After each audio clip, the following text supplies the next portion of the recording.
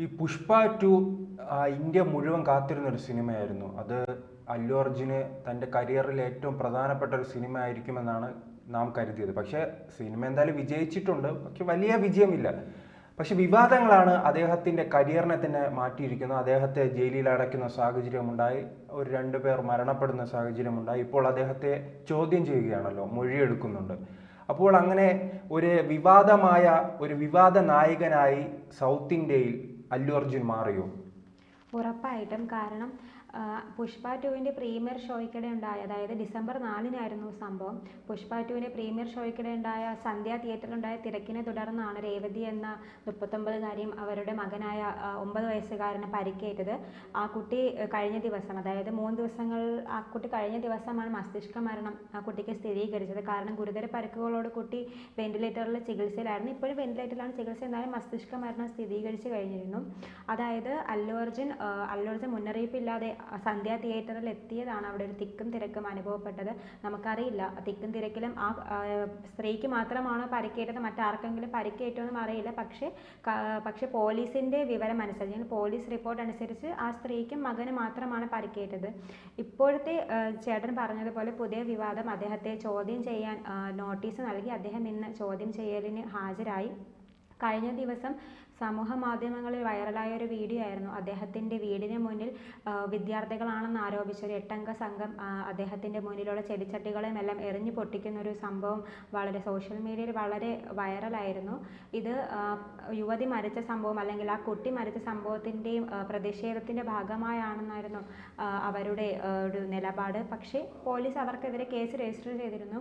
എന്നിരുന്നാലും പുഷ്പ 2 അദ്ദേഹത്തിൻ്റെ കരിയറിലെ തന്നെ ഏറ്റവും വലിയൊരു ബ്ലോക്ക് ബസ്റ്റർ സിനിമ തന്നെയാണെന്ന് നമുക്ക് സംശയമില്ലാതെ പറയാം. കാരണം 1500 ക്ലബിൽ ഇടം പിടിക്കാൻ വേണ്ടി ഓടിക്കൊണ്ടിരിക്കുന്ന ഒരു സിനിമയാണ്. അതിനിടെയാണ് അദ്ദേഹത്തിന് ഇത്തരത്തിലൊരു വിവാദങ്ങൾ ഉണ്ടായിരുന്നത്. നേരത്തെ തന്നെ ഈ ഒരു അല്ലു അർജുൻ്റെ അറസ്റ്റ് എന്ന് പറയുന്നത് ഒരു രാഷ്ട്രീയ പകപോക്കലിൻ്റെ ഭാഗമായിട്ടുള്ളതാണെന്ന റിപ്പോർട്ടുകൾ പുറത്ത് വന്നിട്ടുണ്ടായിരുന്നു. കാരണം ഇവർ മരിച്ചതിൻ്റെ അന്ന് തന്നെ ഈ യുവതിയുടെ ഭർത്താവ് പോലീസിൽ കേസ് രജിസ്റ്റർ ചെയ്തു. അതായത് കോൺഗ്രസിനെതിരായിരുന്നു വലിയ വിമർശനം. പ്രത്യേകിച്ച് രേവന്ത് റെഡ്ഡിയും അദ്ദേഹത്തിൻ്റെ നിലപാടെല്ലാം തുടക്കത്തിൽ വലിയ രീതിയിൽ വിമർശനത്തിനിടയാക്കിയിട്ടുണ്ട്. കാരണം ഇദ്ദേഹത്തെ ഒരു സാമൂഹ്യ വിരുദ്ധനെ പിടികൂടുന്നത് പോലെ പോലീസ് വീട്ടിലെത്തി പിടികൂടുന്ന ഒരു സാഹചര്യമുണ്ടായി. അത്തരം വിവാദങ്ങൾക്കിടയിലെല്ലാം അവസാന ഘട്ടത്തിൽ ഇപ്പോൾ ഒരു വീഡിയോ വന്നിട്ടുണ്ടല്ലോ. നാമെല്ലാം പ്രതീക്ഷിച്ചത് അങ്ങനെ ഒരു മരണം സംഭവിച്ചിട്ടുണ്ട്, അത് സംഘാടകരുടെ പിഴവ് കൊണ്ടായിരിക്കാം ഈ സംഭവം നടന്നിരിക്കുന്നത്. അതുകൊണ്ട് തന്നെ അദ്ദേഹത്തെ പഴിചാരാൻ ആരും തുടക്കത്തിൽ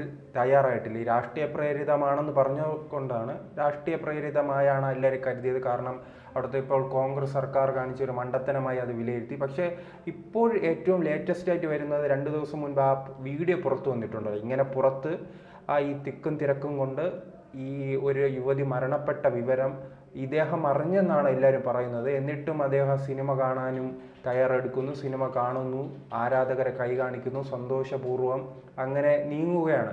മറിച്ച് ഒരു മനുഷ്യത്വമുള്ള ഒരാളാണെങ്കിൽ ഇങ്ങനെ ഒരു സംഭവം നടന്നെങ്കിൽ അവിടെ നിന്ന് ഒഴിവാവാനോ ഇനി ഒരു പ്രശ്നം വേണ്ടെന്ന് പറഞ്ഞ് മാറി നിൽക്കാനോ അവിടെ നിന്ന് ശ്രമിക്കും, അല്ലെങ്കിൽ ആ സ്ത്രീയെ സമീപിക്കുമല്ലോ, സ്ത്രീയുടെ അടുത്ത് പോവുക, ഹോസ്പിറ്റലിൽ പോവുകയോ ചെയ്യും. ഇപ്പോൾ അങ്ങനെ ഒന്നും ചെയ്യാതെ തൻ്റെ ഒരു ധാർഷ്ട്യം പിടിച്ചൊരു നിലപാടുമായി സന്തോഷപൂർവ്വം സിനിമയ്ക്ക് കയറുകയാണ്. ഇത് അദ്ദേഹത്തിൻ്റെ കരിയറിൽ തന്നെ വലിയ തിരിച്ചടിയാകില്ലേ?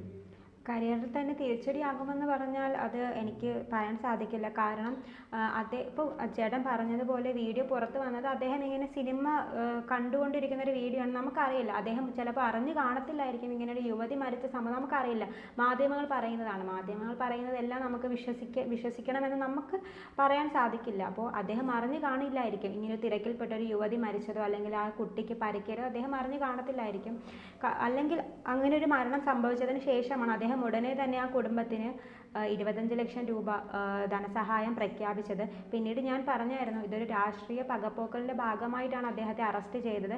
ഇപ്പോൾ ആ വീഡിയോ പുറത്തു വന്നിരിക്കുന്നതും ഇതിൻ്റെ ഭാഗമായിട്ട് തന്നെയാണ്. കാരണം രേവന്ത് റെഡ്ഡി സർക്കാർ പറഞ്ഞിരുന്നു നിയമമെല്ലാം ഒരേപോലെയാണ്, കാരണം ആ കുട്ടിക്കാണ് നഷ്ടപ്പെട്ടത്, അല്ലെങ്കിൽ ആ ഒരു കുടുംബത്തിനാണ് അമ്മയും കുട്ടിയെ നഷ്ടപ്പെട്ടത് എന്ന് രേവന്ത് റെഡ്ഡി സർക്കാർ പറഞ്ഞിരുന്നു. ഇതിന് മുന്നേ പറഞ്ഞിരുന്നത് കോൺഗ്രസിന്റെ തെരഞ്ഞെടുപ്പ് പ്രചാരണത്തിന് അല്ലു അർജുൻ ഇറങ്ങിയിരുന്നില്ല. അതാണ് ഈ രാഷ്ട്രീയ പകപ്പോക്കലിന് കാരണമായത്.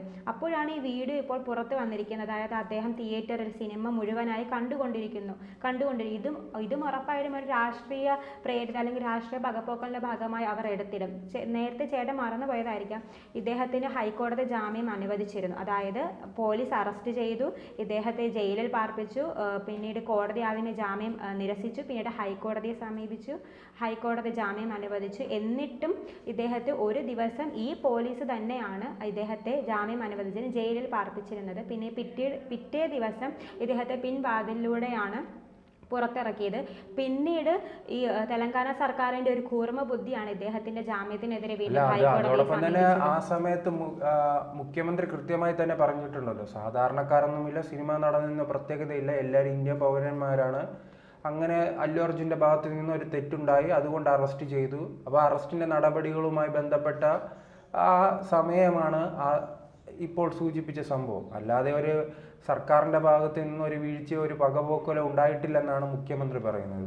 സർക്കാർ എന്തായാലും അത് മറച്ചു വയ്ക്കാൻ തന്നെയാണ് ശ്രമിക്കുന്നത്. നമുക്കറിയില്ല, ഈ സർക്കാരിന്റെ കൂടെ ഉള്ളവർ തന്നെ എത്രയോ അഴിമതികളും ചിലപ്പോൾ കൊലപാതക കേസിലെ പ്രതികളായിരിക്കും ഇന്ന് മന്ത്രിമാരായി അവിടെ ഇരിക്കുന്നത്, അല്ലെങ്കിൽ ബലാത്സംഗ വീരന്മാരായിരിക്കാം ഈ രേവന്ത് റെഡ്ഡി സർക്കാരിന്റെ സഹായികളായിരിക്കും, നമുക്കറിയില്ല. അപ്പോൾ ഈ രാഷ്ട്രീയക്കാർ ചെയ്യുന്നതെല്ലാം ഇവർ മറച്ചു വെക്കുകയാണ്, നമുക്കതൊന്നും അറിയില്ല. പക്ഷേ അല്ലു അർജുൻ്റെ കാര്യത്തിൽ മാത്രം ഇത്രയും സത്യസന്ധമായൊരു അന്വേഷണം എന്നെ അത് വളരെ ഞെട്ടിച്ചു കളഞ്ഞു. കാരണം ഇത്രയും താരമൂല്യമുള്ള ഒരു സ്റ്റാറിന്, അല്ലെങ്കിൽ അദ്ദേഹത്തെ ഒരു തീവ്രവാദിയെ പോലെയാണ് തെലങ്കാന പോലീസ് വീട്ടിൽ കയറി നിന്ന വേഷത്തിൽ തന്നെ അറസ്റ്റ് ചെയ്തുകൊണ്ട് പോയത്. ഇവിടെ എത്രയോ മഹാന്മാരുണ്ട്, അവരെയൊക്കെ 2 ദിവസത്തിന് മുന്നേ നോട്ടീസ് അയച്ചിട്ട് അല്ലെങ്കിൽ അവരുടെ മുന്നിൽ താഴ്ന്ന് കേണ് അപേക്ഷിച്ചാണ് ഓരോ നടന്മാരെയും പോലെ ഓരോ രാഷ്ട്രീയക്കാരെയും പോലീസ് സ്റ്റേഷനിൽ എത്തിക്കുന്നത്.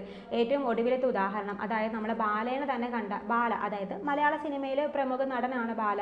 അപ്പോൾ ഭാര്യ അമൃത കൊടുത്ത ഒരു പരാതിയിൽ അദ്ദേഹത്തെ പോലീസ് അറസ്റ്റ് ചെയ്തു. അതായത് അദ്ദേഹത്തെ വളരെ ലാവിഷായിട്ടാണ്, എന്ന് വെച്ചാൽ ഒരു മുഖ്യമന്ത്രിക്ക് കിട്ടുന്നതിനേയും കാട്ടിയും ഉയർന്ന പദവിയിലൂടെയാണ് അദ്ദേഹത്തിനെ പോലീസ് സ്റ്റേഷനെ വിളിച്ചിരുത്തി. പോലീസ് സ്റ്റേഷനിൽ അദ്ദേഹത്തെ വിളിച്ചിരുത്തി കുശലം ചോദിക്കുന്നു, അദ്ദേഹത്തിന് സുഖമാണോ, അദ്ദേഹത്തിൻ്റെ ഫിലിം ഇങ്ങനെയൊക്കെയാണ് പോകുന്നത്, ഇതെല്ലാം ചോദിച്ചിട്ട് അദ്ദേഹം വളരെ സന്തോഷത്തോടെയാണ് സ്റ്റേഷനിൽ ഇരിക്കുന്നത്. ആ വീഡിയോ സമൂഹ മാധ്യമങ്ങൾ പ്രത്യക്ഷപ്പെട്ടിരുന്നു. അപ്പോൾ ഒരാൾക്ക് മാത്രം ഈ നീതിയെല്ലാം, അല്ലെങ്കിൽ ഒരാൾക്ക് മാത്രം നിയമം ഒരേപോലെ ആയാൽ മതിയോ?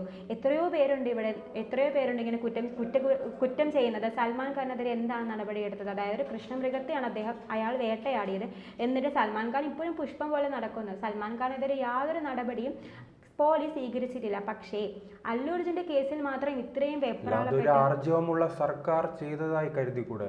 ആർജവമുള്ള സർക്കാരും മികച്ച മുഖ്യമന്ത്രിയും ഉണ്ടാകുമ്പോൾ ഇത്തരം 2 മരണം ഉണ്ടാകുന്നു, അതിന്റെ സാഹചര്യം ഉണ്ടാക്കിയ നടനെ അറസ്റ്റ് ചെയ്യുന്നു, പിന്നീട് കോടതിക്ക് കൈമാറുന്നു, കോടതി ജാമ്യം നൽകുന്നു. അതെന്തായാലും ഇന്ത്യയുടെ ഭരണഘടന പ്രകാരമുള്ള ഇന്ത്യൻ പൗരന്റെ ഭാഗത്തു നിന്ന് ഒരു തെറ്റുണ്ടായാൽ എങ്ങനെയാണ് അതിന് നടപടി ഉണ്ടാകുക? ആ രീതിയിലല്ലേ നടന്നിട്ടുള്ളത്.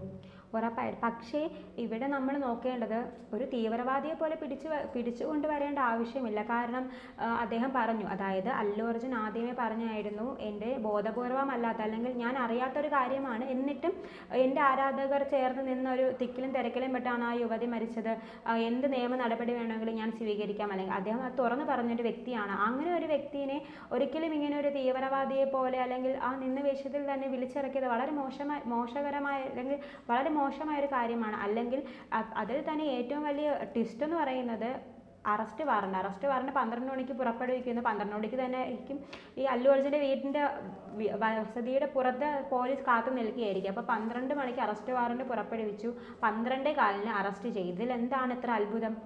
കാരണം ഇവർ നേരത്തെ തന്നെ അറസ്റ്റ് ചെയ്യാൻ വേണ്ടി ഇരിക്കുകയായിരുന്നു. ആ ഒരു അറസ്റ്റ് മാധ്യമങ്ങളെ വിശ്വസിപ്പിക്കാൻ വേണ്ടിയിട്ടും ഇദ്ദേഹം അല്ലു അർജുൻ്റെ ഫാൻസിനെ വിശ്വസിപ്പിക്കാൻ വേണ്ടിയിട്ടും അറസ്റ്റ് വാറണ്ട് പുറപ്പെടുവിച്ചു. അതിന് പ്രകാരമാണ് ഞങ്ങൾ ഇയാളെ അല്ലെങ്കിൽ ഇദ്ദേഹത്തെ അറസ്റ്റ് ചെയ്തതെന്ന് തെളിയിക്കാൻ വേണ്ടിയിട്ടുള്ളൊരു നാടകമായിരുന്നു അത്. അത്തരത്തെ അവരുടെ നാടകം വളരെ വളരെ അടിപൊളിയായി വിജയിച്ചു. അദ്ദേഹത്തെ അറസ്റ്റ് ചെയ്തു. ഒരു ദിവസം അവരുടെ ഒരു നിശ്ചയദാർഢ്യം പോലെ അദ്ദേഹത്തെ ഒരു ദിവസം ജയിലിൽ താമസിപ്പിച്ചു.